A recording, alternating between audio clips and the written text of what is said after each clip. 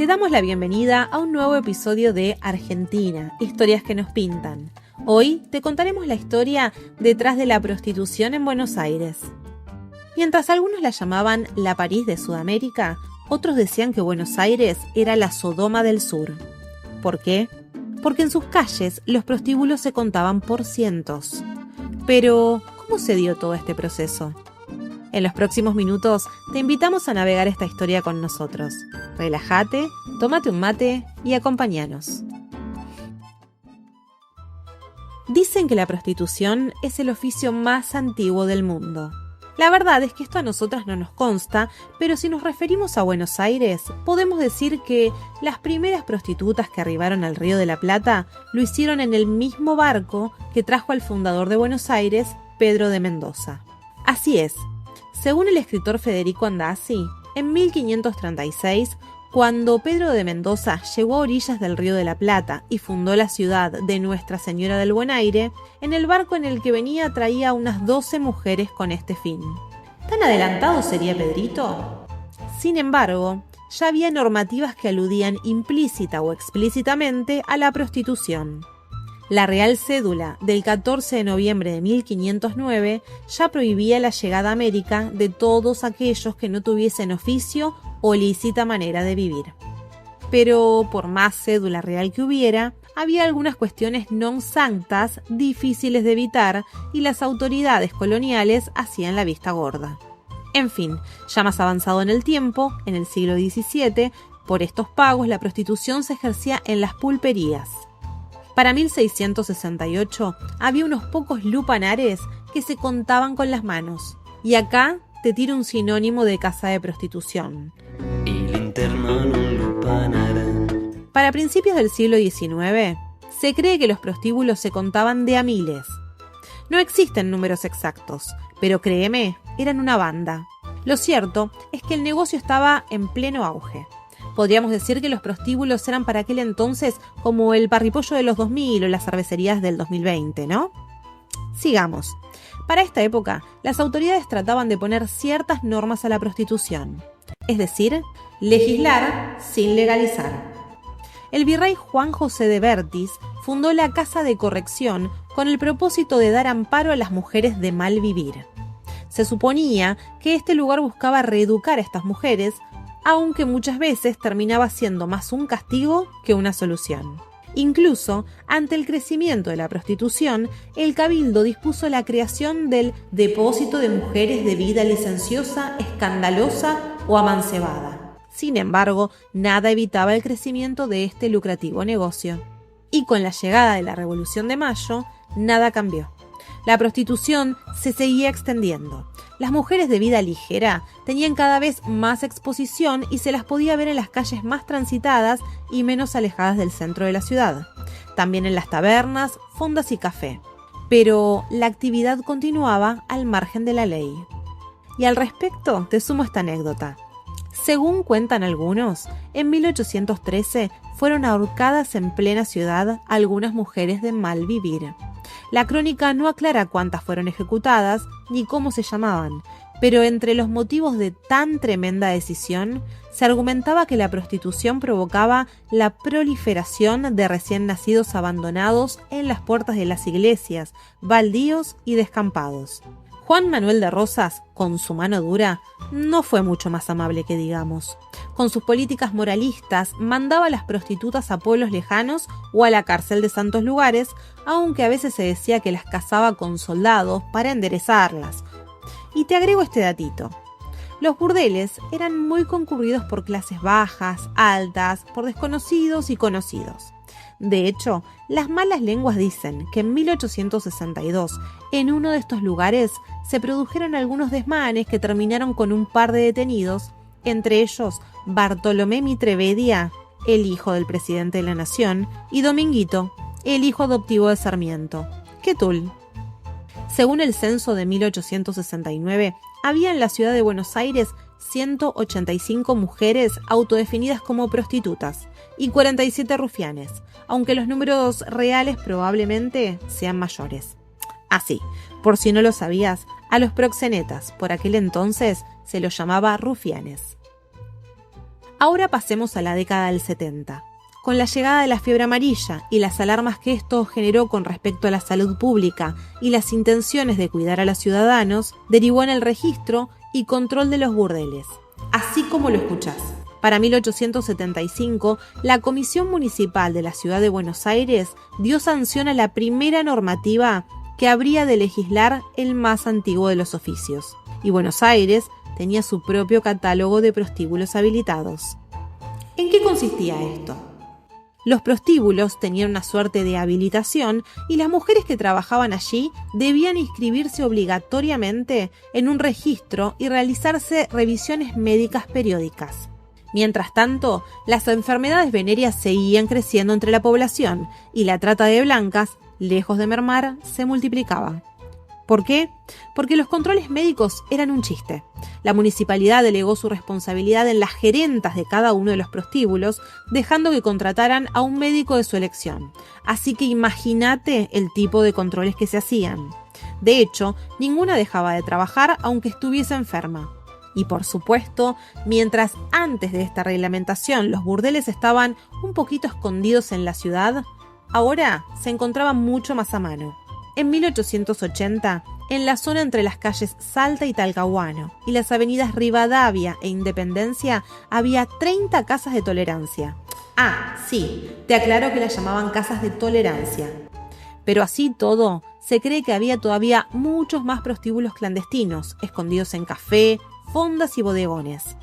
Ahora atendeme al detalle de la reglamentación. Decía que las mujeres no podrán mostrarse en la puerta de calle, ni en las ventanas o balcones de la casa que ocupen, ni llamar a los transeúntes o emplear cualquier género de provocación, lo que les será prohibido hacer igualmente en las calles, paseos públicos y teatros, no pudiendo concurrir a estos en traje deshonesto. Y seguramente en la puerta tenían el típico cartel de prohibido escupir en el suelo, porque la elegancia y la pulcritud ante todo, ¿no? Y había casas de tolerancia para todos los gustos. Uno de los más famosos era el burdel de Corrientes, entre Libertad y Talcahuano, que pese a las quejas constantes de los vecinos, durante 2 años no recibió ninguna clausura. ¿Por qué? Porque era uno de los más top para los poderosos de la sociedad porteña que quisieran darse algún gustito.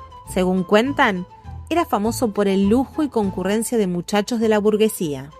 Era una casa lujosísima, donde se veían los pisos con riquísimas alfombras de colores de buen gusto, elegantísimas cenefas de buen brocado azul, rojo o purpurino. En resumen, un buen confort, piano, buenas habitaciones, todo lo necesario para recibir gente de dinero, que las había en ciudades como Buenos Aires. Por supuesto, todo este proceso se vio alimentado por la inmigración. Para que te des una idea, en 1875 en Buenos Aires había 230.000 habitantes y para 1936 aumentaron a 2.400.000. Y otro factor que influía, y mucho, era que muchos de esos inmigrantes eran hombres solteros en busca de nuevas oportunidades o padres de familia que venían a probar suerte, y si todo salía bien, mandaban a traer a sus mujeres e hijos. Así que imagínate que tantos hombres solos necesitaban pasar el rato. Y esta superpoblación masculina provocó una enorme demanda sexual y por ende el creciente tráfico de mujeres traídas desde distintos países europeos para explotarlas sexualmente. En general, las víctimas no eran prostitutas, sino mujeres jóvenes, humildes, que venían bajo la promesa de un futuro mejor. Y entre mujeres explotadas, hombres solos y burdeles desbordados, nació un fenómeno cultural que nos identifica hasta hoy: el tango. Las primeras letras de los tangos combinaban la picardía con el tema sexual y prostibulario, con títulos metafóricos que esconden determinados ambientes y actos sexuales en un mundo machista en el que la mujer era la mina. Repasemos algunos de los títulos de la época. Tócame lo que me gusta, déjalo morir adentro, afeitate el 7 que el 8 es fiesta, empujá que se va a abrir, tócame la Carolina, el fierrazo y qué polvo con tanto viento. Son algunos que podemos nombrar entre tantos otros. Te pueden parecer títulos de teatro de revista, pero no. y estas canciones, con letras pícaras y subidas de tono, se cantaban en la antesala de los burdeles, mientras los hombres esperaban su turno, o en cafés como los de la calle Suipacha, donde el tango empezó a sonar. Y si de tango hablamos, no podemos dejar de nombrar dos de los cabarets más destacados de la primera mitad del siglo XX, el Armenonville y el Chantecler. ¿Por qué los relacionamos con el tango? Por el gran Carlos Gardel. El Armenonville fue uno de los cabarets más lujosos de Buenos Aires en la década de 1910. Funcionaba sobre la avenida Alvear, actual avenida del Libertador, cerca de donde hoy está el Automóvil Club Argentino. Y por supuesto, entre sus paredes sonaba el tango. Se hizo mega famoso cuando Carlos Gardel tuvo su primera gran actuación en dúo con José Razzano durante una fiesta de Año Nuevo el 1 de enero de 1914. Por otro lado, el Chantecler comenzó a funcionar a mediados de la década del 20 en la calle Paraná a metros de la avenida Corrientes. Pero, ¿cómo se relaciona este burdel con Gardel? En diciembre de 1915, Gardel había celebrado su cumpleaños en el Palais de Glace, el lugar preferido de la juventud porteña. Y cuando salió del lugar, le dispararon por la espalda. ¿Por qué? Porque el zorzal criollo, que más bien era un picaflor, habría tenido un amorío con Giovanna Ritana, también conocida como Madame Janet, la mujer de Amadeo Garesio, un inmigrante corso que regenteaba varios cabarets y que fue el dueño del mítico Chantecler.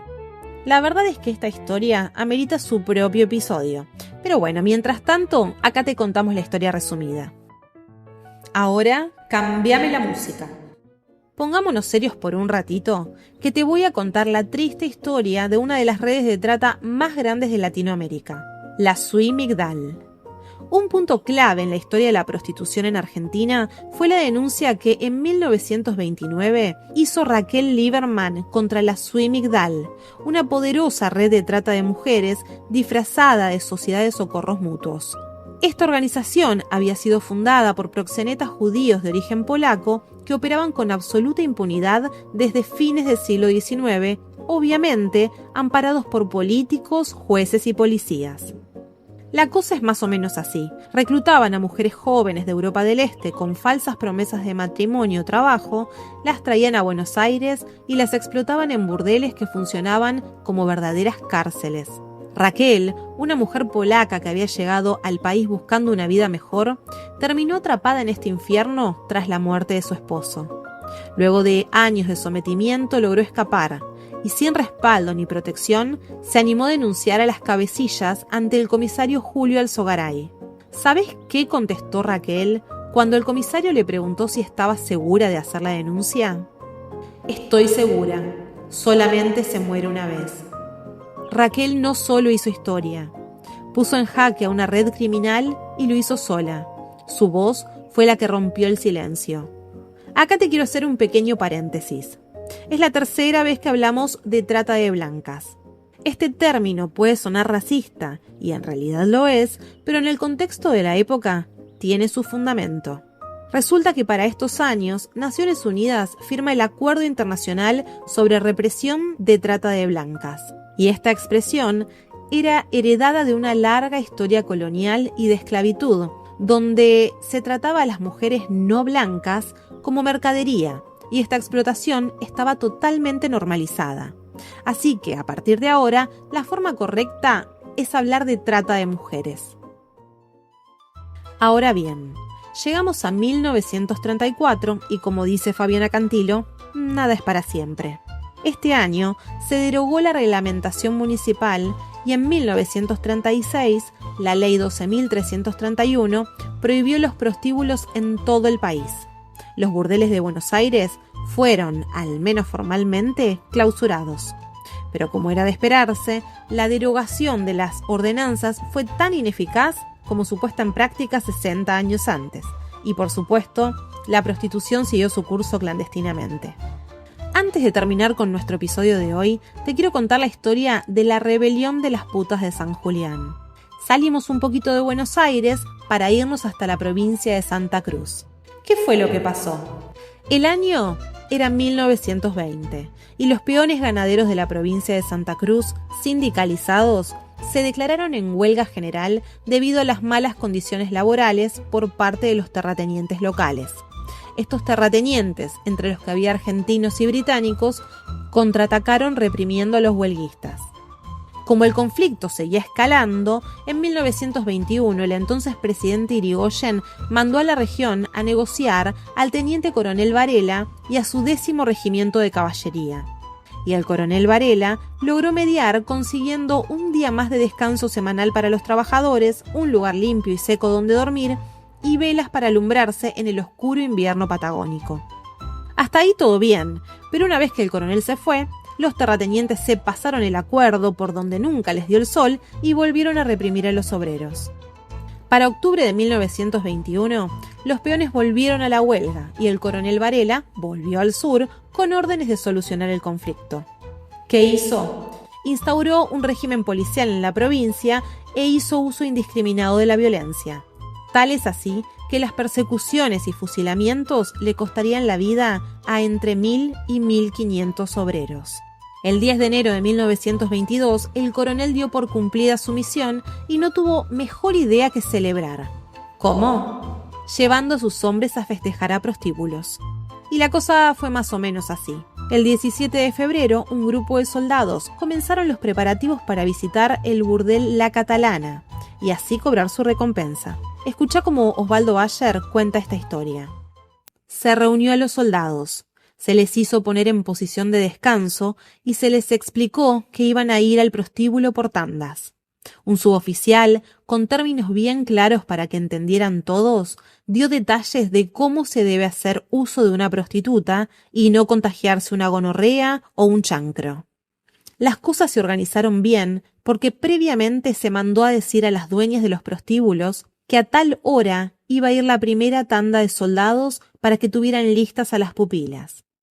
En San Julián se avisó a Paulina Rovira, dueña de la Casa de Tolerancia La Catalana. Pero cuando la primera tanda de soldados se acercó al prostíbulo, doña Paulina salió presurosa a la calle y conversó con el suboficial. Algo pasaba. Los muchachos se comenzaron a poner nerviosos. El suboficial les vendrá a explicar algo insólito. Las 5 putas del quilombo se niegan, y la dueña afirma que no las puede obligar. El suboficial y los conscriptos lo toman como un insulto, una agachada para con los uniformes de la patria. Además, la verdad es que andan alzados. Conversan entre ellos y se animan.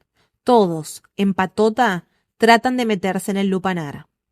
Pero de ahí salen las 5 pupilas con escobas y palos y los enfrentan al grito de ¡asesinos! ¡Porquerías! Con asesinos no nos acostamos. Además de asesinos y porquerías, le dicen cabrones mal paridos, y según el posterior protocolo policial, también otros insultos obscenos propio de mujerzuelas. Todo terminó con las 5 prostitutas de La Catalana arrestadas tras el acto de rebeldía. No sabían qué hacer con las mujeres, pero como al final no querían más escándalo, las liberaron. Esto no quedaría así como así, y las terminaron expulsando de Puerto San Julián. Por su parte, el coronel Varela, como responsable principal del asesinato indiscriminado de obreros de lo que sería conocido como la Patagonia Rebelde, fue ejecutado en represalia el 27 de enero de 1923 por el anarquista Kurt Gustav Wilkens. A esta altura, me parece importante aclarar que la prostitución en Argentina es legal según la legislación federal. ¿Por qué? Porque el artículo 19 de la Constitución dice lo siguiente: las acciones privadas de las personas que no ofendan en modo alguno al orden y a la moral públicos, ni perjudiquen a terceros, solo están reservadas a Dios y están exentas de la autoridad de los magistrados. O sea, hoy la prostitución en Argentina sigue siendo legal, pero no está regulada. Lo que sí está penalizado es el proxenetismo y la explotación sexual ajena, lo que mantiene a muchas trabajadoras sexuales en una situación de enorme vulnerabilidad. La historia de la prostitución en Buenos Aires es también la historia de una ciudad que convivió con la doble moral, la represión y la resistencia, y como tantas otras veces, fueron las mujeres las que pusieron el cuerpo y la dignidad.